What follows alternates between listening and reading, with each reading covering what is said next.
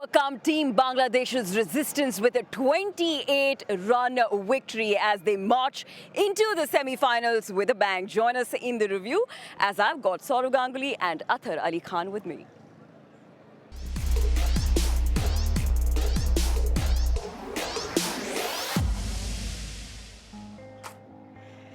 The Indian team has made all the Indian fans very happy, but especially this lovely 87-year-old lady, Charulata Patel. I happened to speak with her.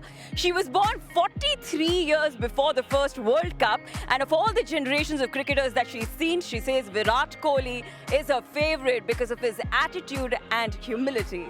Well, with that, I've got with me Sourav as well as Athar Ali Khan. Sourav, quickly give me a wrap of what's happened today. Well, India dominated the game. Good toss to win up front. It was a used wicket. So there was a bit of a concern for Kohli whether he had to chase on this surface or not. And once they got to 314, it would have always been a tough ask for Bangladesh. Tremendous from Rohit Sharma. 400s in a World Cup, which is phenomenal. Rahul played well. And then Pant and MS Dhoni contributed. So it's a big total. India could have got a bit more than what they did, especially the last 10 overs when they got 60 runs and they lost 5 wickets. But Bangladesh were never in the hunt. They kept losing wickets. Shakib was good, and I think young Saifuddin was brilliant under pressure. So that allows India to qualify into the semi-finals. They still have a game to go. Australia have a game to go. So the decision yet to be who makes it number one. That decides where they play. But big game tomorrow, New Zealand versus England, and then you decide the top 4. So a good day for India. Bangladesh is always a dangerous side. They may not be the best side, but a dangerous side. And when you say the word danger, I think there's only one name that comes in my mind, because every time I look at him in the screen or even while playing, I only see danger, and that's Jasprit Bumrah. Well, I mean, he's a class act. I mean, it still amazes me the kind of pace that he generates with the kind of run-up that he has. He's very, something like 6-7 steps he takes over when he comes into bowl, and the amount of pace he generates is amazing. Not only just the pace itself, also, Sourav, if you look at the variation that he has, you talk about Yorker, you talk about the slower delivery, you talk about a slower bouncer, and the quick one also. Yeah, accuracy and good thinking. You know, he knows when to bowl and who to bowl, how tail-enders come in, quick, fast Yorkers. When the batsmen come in under pressure, he bowls a lot of slower deliveries, uses short stuff, a complete bowler at this stage. Yes, his mother is a principal, and she'll be very happy with the discipline he has in taking wickets.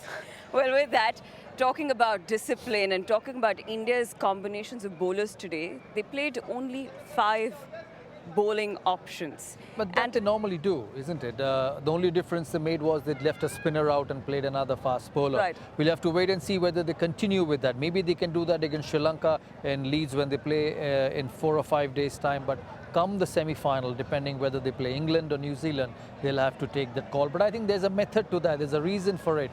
They're not happy with Mohammad Shami's bowling in the death. Right. Bhuvaneshwar Kumar has been exceptional in the death. So maybe along with Bumrah, Bhuvi and Bumrah could bowl in the death and Shami can finish his overs in the middle. So we'll wait and see what happens. Right, but they showed a lot of trust in Hardik Pandya, and that paid off today. Oh yeah, he's so important to this side with the bat, with the ball, and such a fantastic cricketer. Another cricketer who's improved by leaps and bounds. He bats well under pressure, he bowls well, did not have a good game against England with the ball, but has come back here and got some important wickets in the middle with the short ball. Because Bangladesh at one stage were going well with Lytton Das and Shakib Ul Hasan. He not only restricted but got wickets as well. So he is a must for this team, and it's so good to see him perform. Great attitude, bats well, bowls well, fields well. Very good cricketer. Right, and Athar, I think today Bangladesh has paid the price of dropping Rohit Sharma's catch. Well, you can say that over and over again, because if you look at, I mean, he was on 9 when the score was 18, when it was a pretty straightforward catch for someone like Tamim Iqbal, because Tamim is a very good fielder. It can happen, but once you drop someone like Rohit Sharma, here you go, that's the drop catch. It went deep. It was early in the innings. Mustafizur Rahman, who ended up picking up 5 wickets, that should have been taken. And if that was taken, it's all about ifs and buts. If that was taken, could have been a different story, because in the end, it's a matter of 28 runs. We were short of 28 runs. Right. So it made a huge difference. And you know, you cannot give a second chance to Rohit Sharma. If you do, there's 100 on the board. Exactly, and after that, he was absolutely unstoppable. 4th 100 in the World Cup. That's not easy, but he makes it look really elegant out there, Sourav. Yeah, he is an elegant player, and with the white ball, the last 5-6 years, as Harsha said, he's been fantastic. Look at those runs, 544 runs at an average of 90 and 400s.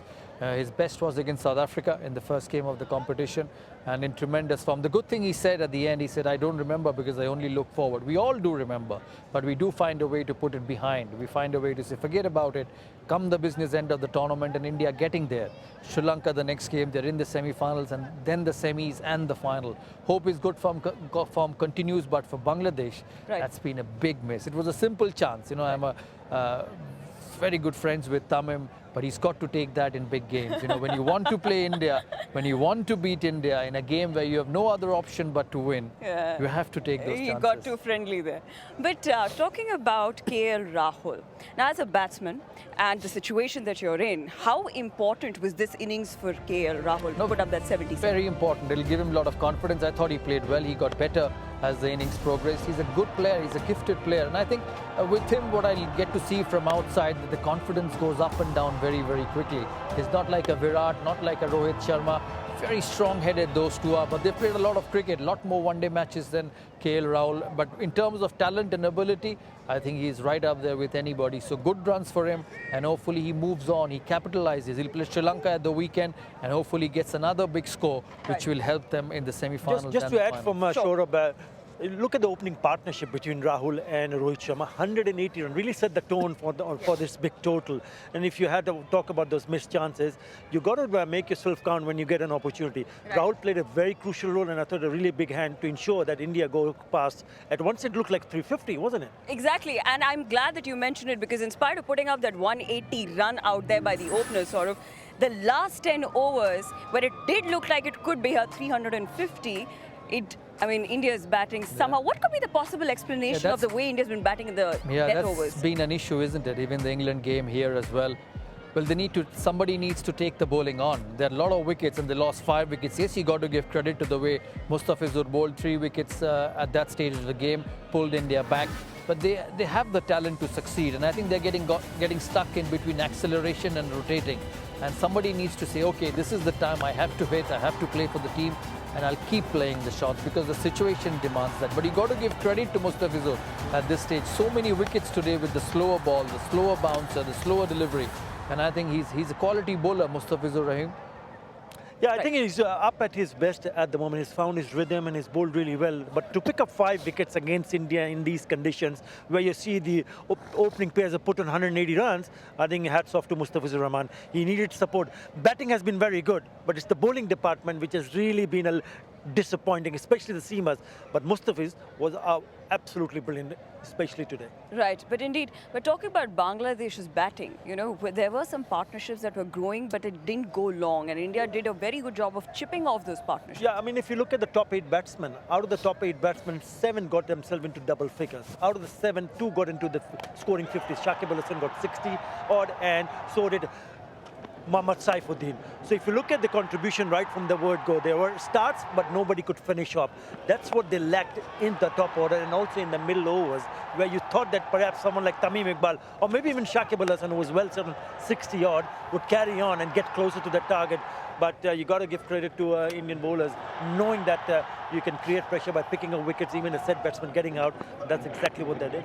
Right, there were a lot of partnerships out there, but like we mentioned, that none of them really got going, and India made the most of it. A lot of credit to Indian bowlers as well. Of course, we spoke about Jasprit Bumrah and everybody, but having said that, Shakib, I think Bangladesh needed 2 or 3 more Shakib performances. They needed 100 at the top.